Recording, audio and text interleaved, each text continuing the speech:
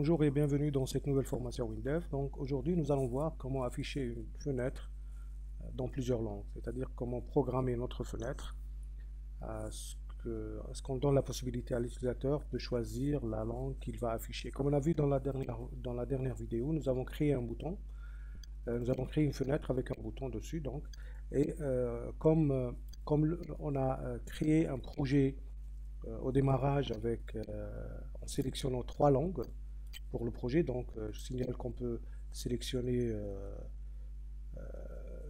pratiquement toutes les langues qui existent, hein. Comme vous voyez ici, on peut sélectionner toutes les langues qui peuvent exister et traduire notre projet, nos fenêtres, nos boutons, nos libellés, etc. Tous les éléments qui sont sur une fenêtre dans la langue voulue. Alors, comment on affiche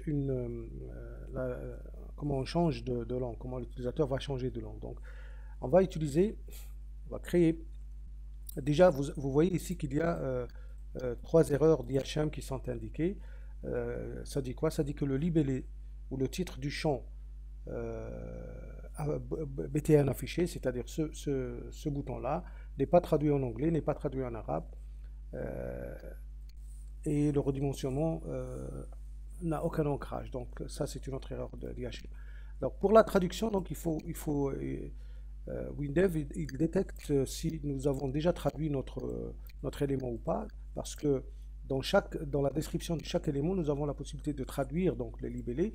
Ici, donc le libellé il est en français, on va le traduire en arabe.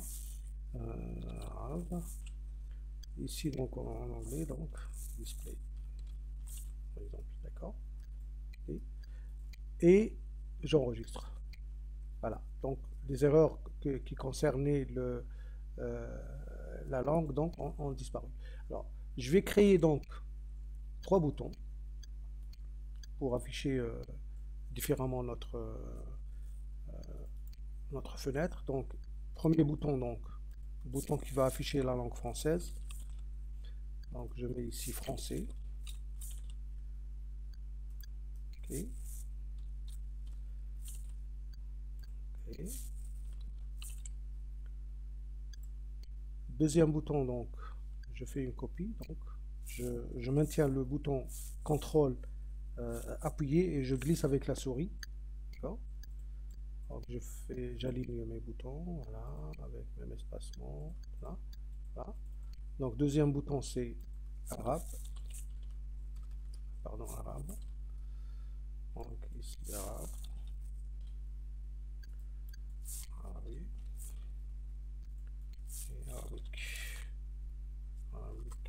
voilà. Ici donc c'est le bouton en anglais, et anglais, anglais, English. D'accord. Voilà. Quand on doit cliquer sur ce bouton, quand on clique sur ce bouton, on doit avoir notre fenêtre en français. Donc, qu'est-ce qu'il faut faire?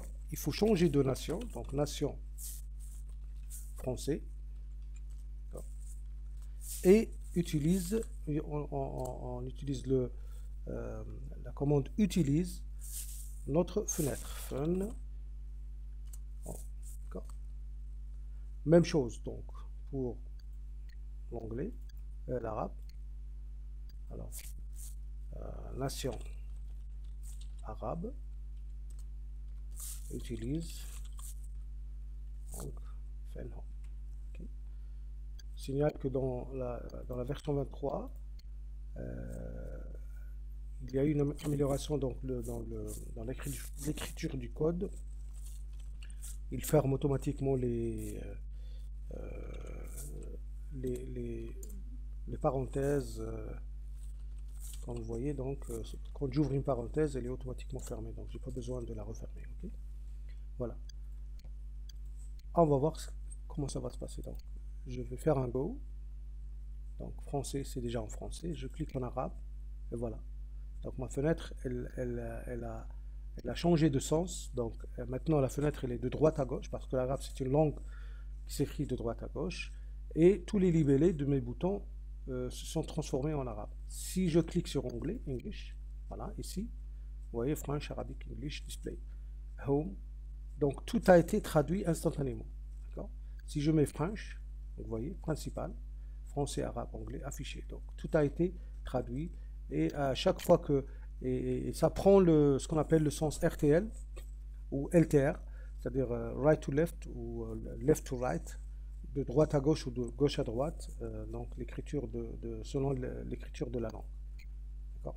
Voilà, donc on vient de voir comment on traduit les éléments et les éléments qui se trouvent sur une fenêtre et comment appeler cette fenêtre par l'utilisateur. Donc on crée un bouton par langue et on utilise, donc je rappelle, on utilise la fonction nation pour changer de nation, c'est-à-dire nous avons des variables qui sont prédéfinies dans WinDev. Il suffit de taper nation et vous avez toutes les, quand vous tapez ici nation, vous avez toutes les langues, donc toutes les variables selon la nation que vous voulez choisir.